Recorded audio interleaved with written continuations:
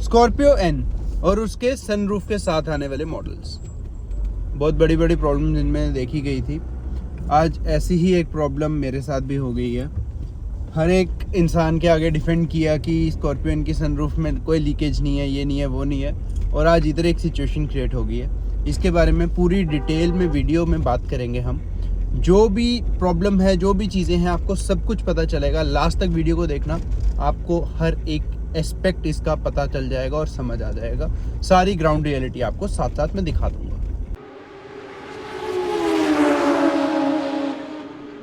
So welcome to another new video of the Wheelaholic. मैं हूं आदित्य और आज के इस वीडियो में हम बात करने जा रहे हैं स्कॉर्पियो एन 2023-2024 की सनरूफ लीकेज के बारे में।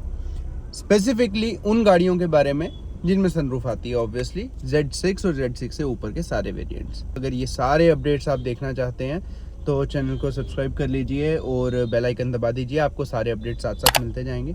हाँ, एक चीज़ और है, I am very sorry to the viewers जो मेरे को मैसेज वगैरह कर रहे थे कि मैं वीडियोज़ नहीं पोस्ट कर रहा या अवेलेबल नहीं हूँ। I had some sort of issues going on, जिसकी वजह से मैं काम नहीं कर पा रहा था यूट्यूब पे और मैं बाकी एस्पेक्ट्स पे अपनी लाइफ के ध्यान दे रहा था।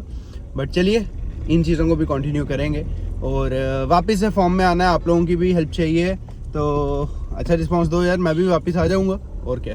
चलो, तो अब इसके बारे में बात करते हैं सनरूफ की।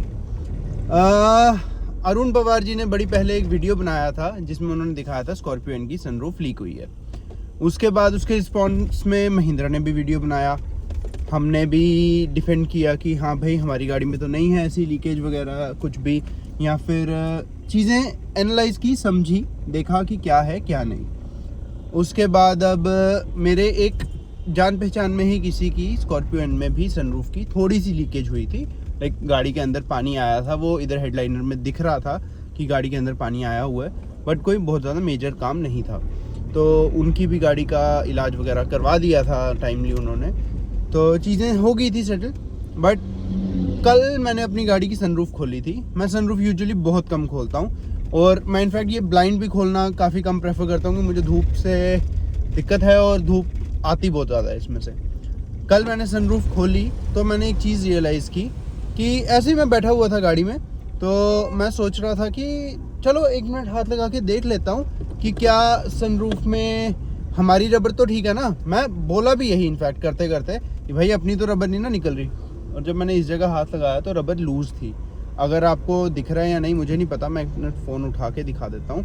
ओके, तो अब मैं धीरे धीरे चल ही रहा हूँ रोड पे क्योंकि लेट हो गया हूँ सर्विस सेंटर जाने के लिए। 10:45 की मेरी अपॉइंटमेंट थी और 10:42 हो गए हैं। रास्ता अभी भी 5-7 मिनट का बचा है। तो ये वाली जो चीज़ आप देख रहे हैं, ये रबर है जो थोड़ी सी उठी हुई है सनरूफ के आगे से, जो नहीं होनी चाहिए। मैंने इसको थोड़ा सा खुद भी एडजस्ट करने की कोशिश की तो मुझे ऐसे लगा कि ये उठी नहीं हुई है, ये कटी हुई है।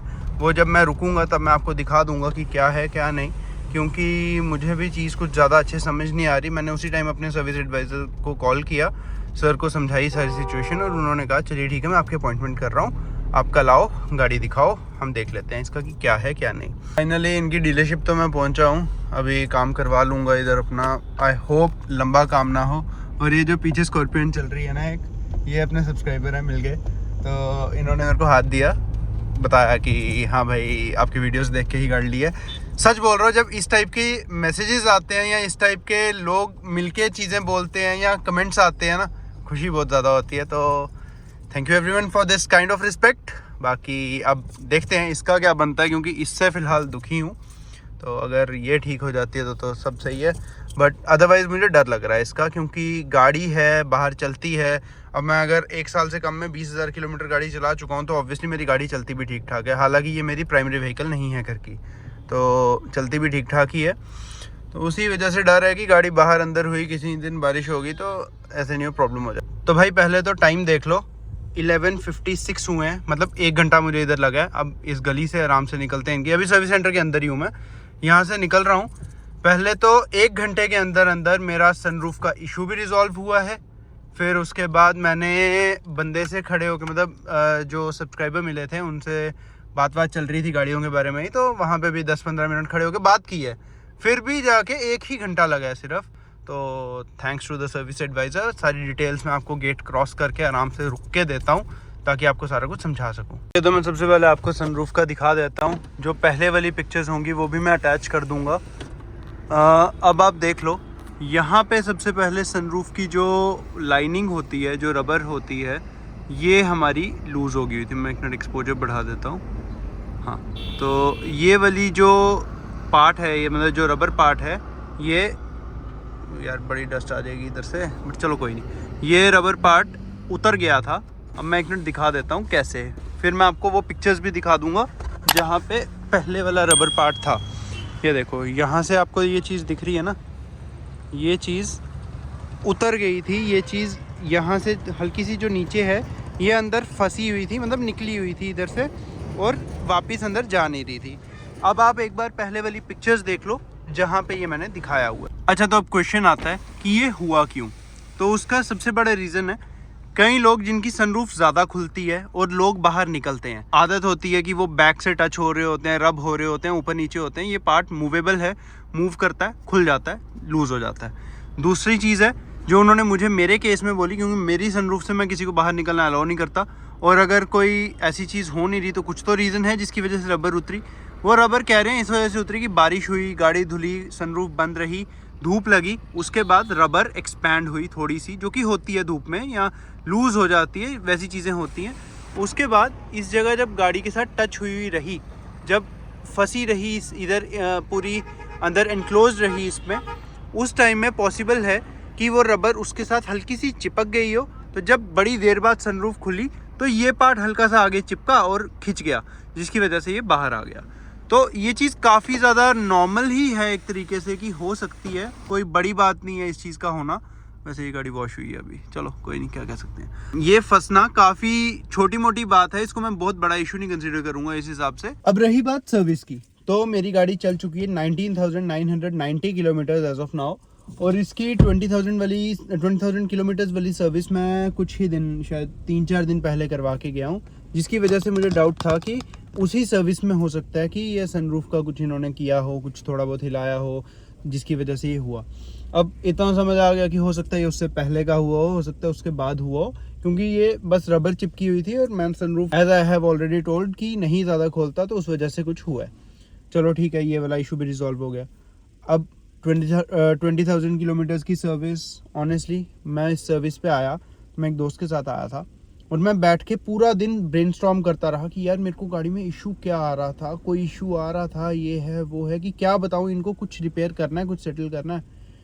Honestly touch wood, by the grace of God, अभी तक इस गाड़ी में ऐसा कोई इशू नहीं है। 20,000 किलोमीटर ये गाड़ी चल चुकी है, apart from a few software glitches, और एक बारी जो मेरा ब्रेक पेडल फंस गया था, मतलब उसके पीछे का पार्ट फंस गया था, जिसके बारे में वीडियो बना चुका हूँ, वो आप देख सकते हैं। इन चीज़ों को छोड़ के कोई इशू मेरे को इस गाड़ी में नहीं आया। सॉफ्टवेयर ग्लिचेस भाई मैं मान सकता हूँ, बड़ी गाड़ी है, मतलब बड़ी गाड़ी नहीं, महिंद्रा की बड़ी गाड़ी है, तो छोटे मोटे इश्यूज आ सकते हैं। सॉफ्टवेयर की काफ़ी सारी चीज़ें हैं इसमें, छोटे मोटे आ सकते हैं। द मेन पॉइंट इज़ जो आपका टेक्निकल स्टाफ है यहाँ का, एटलीस्ट जहाँ मैं आता हूँ, विशु भैया डील करते हैं मेरे साथ, भाई बढ़िया, बहुत हेल्पफुल लोग हैं, काम अच्छे से हो जाता है। महिंद्रा का मैंने ओवरऑल अभी तक जहाँ भी देखा है ना, आज की डेट में, आज से 3-4 साल पहले तक मैं महिंद्रा से बिल्कुल खुश नहीं था। मैं पहले भी वीडियोस में बता चुका हूँ, at the cost of reputation मैं फिर से बता रहा हूँ कि मैं महिंद्रा की सर्विस से बहुत डिसअपॉइंटेड था एक टाइम तक। जिस मेरे घर पे 3 गाड़ियाँ और हैं महिंद्रा की अपनी फैमिली में, मैं उन सब की सर्विस से बड़ा दुखी था। बट आज की डेट में Mahindra has change a lot. तो मेरी गाड़ियाँ अब, मतलब वो वाली तो अभी भी खजल कर रही हैं नो डाउट, मगर ये वाली अच्छे से सर्विस हो रही है। यहाँ पे ही सर्विस करा रहा हूँ, सब कुछ यहीं से करवा रहा हूँ। टचवुड ना दिक्कत दे रही है, ना मुझे सर्विस में कोई कमी दिख रही है अभी तक, तो काफ़ी खुश हूँ इन सब चीज़ों को लेके। बाकी रही बात इस सनरूफ वाले इशू की, भगवान की दया रही भाई, मैं बच गया कि मेरी गाड़ी में पानी नहीं आया, तो मैं भी इजीली इस चीज़ के ऊपर वीडियो बना सकता हूँ, बता सकता हूँ आप लोगों को, समझा सकता हूँ क्या है क्या नहीं, और एक अनबायस्ड ओपिनियन दे सकता हूँ। अगर यही प्रॉब्लम हुई रहती, मैं इसको डायग्नोज नहीं करता उस दिन, मैं ऐसे, मतलब कल मैं ऐसे हाथ लगा के मजाक में नहीं देख लेता कि सनरूफ मेरी भी तो नहीं लीक हो जाएगी, तो मेरे को पता नहीं चलता। और अगर पानी अंदर आ जाता, फिर ये वीडियो शायद मैं इस टेंजेंट पे नहीं बना रहा होता, फिर मैं गुस्से में होता, रेज में होता कि भाई जब मैं इस चीज को समझ रहा था, सब कुछ ठीक था, फिर भी मेरी गाड़ी के साथ भी ऐसा हुआ, सब कुछ है, तो फिर तो ऑब्वियसली गुस्सा आता है। तो अगर आप स्कॉर्पियन यूज कर रहे हो या कोई भी सनरूफ वाली गाड़ी यूज कर रहे हो as a matter of fact, तो एक चीज जरूर थोड़े थोड़े इंटरवल्स पे चेक करते रहो कि क्या आपकी रबर सारी टाइट है या नहीं। एटलीस्ट जो सामने वाली रबर है जो क्लोजिंग में आती है वो वाली रबर। क्योंकि मेरी एक आदत और है, जब मैं गाड़ी से उतरता चढ़ता हूँ तब भी मैं most of the times more और लेस देखता रहता हूँ कि ऊपर सनरूफ गंदी तो नहीं है, शीशा गंदा तो नहीं है, ये मुझे देखने की आदत है। उसी टाइम में मैं ये भी देख लेता हूँ कि सारी रबर्स इंटैक्ट हैं या नहीं। और ये rubber as you have already seen बाहर से भी थोड़ी सी अनइवन लगी थी उस टाइम में जब ये उतरी हुई थी। अभी भी मैं पिक्चर अटैच कर रहा हूँ, उसमें आपको दिख जाएगा कि रबर अलग हुई है। वो मुझे तो लग रहा था कटी हुई है, बट इन्होंने उसी पैनल में एडजस्ट की जिसमें उसका ग्रूव बना हुआ था बेसिकली उसको डालने के लिए। तो वो भी मैं आपको प्रोसेस एक बार बता देता हूँ कि कैसे डलेगा। आपने कुछ नहीं करना है, रबर का पीछे वाला हिस्सा अपने फिंगर से दबाना है और ऐसे मतलब डाउनवर्ड्स को टिल्ट करके अंदर करोगे तो वो एडजस्ट हो जाएगा इजीली, ज्यादा इशू नहीं आएगा। अगर आप कोई टूल यूज करने की सोच रहे हैं तो please unless and until you are a handyman खुद मत करना, इनको करने दो या किसी ऐसे बंदे को करने दो। मतलब इनकी तरफ मैं इशारा कर रहा था वर्कशॉप की तरफ, तो या तो वर्कशॉप वालों को करने दो या किसी हैंडीमैन को करने दो या फिर किसी ऐसे बंदे को करने दो जिसको इन चीजों का एक्सपीरियंस हो। तो बस इतना ही था आज की इस वीडियो के लिए। मेरे को जो इन्फॉर्मेशन जरूरी लगी देना वो मैंने आप लोगों तक शेयर की है। अगर कोई भी कमी लगी हो तो आप मुझे कमेंट्स में बता सकते हैं। कोई सजेशन हो, कुछ भी आपका क्वेश्चन हो, क्वेरी हो, सजेशन कोई भी चीज़ हो, आप मुझे कमेंट्स में बता सकते हैं। इंस्टाग्राम पे डीएम भी कर सकते हैं।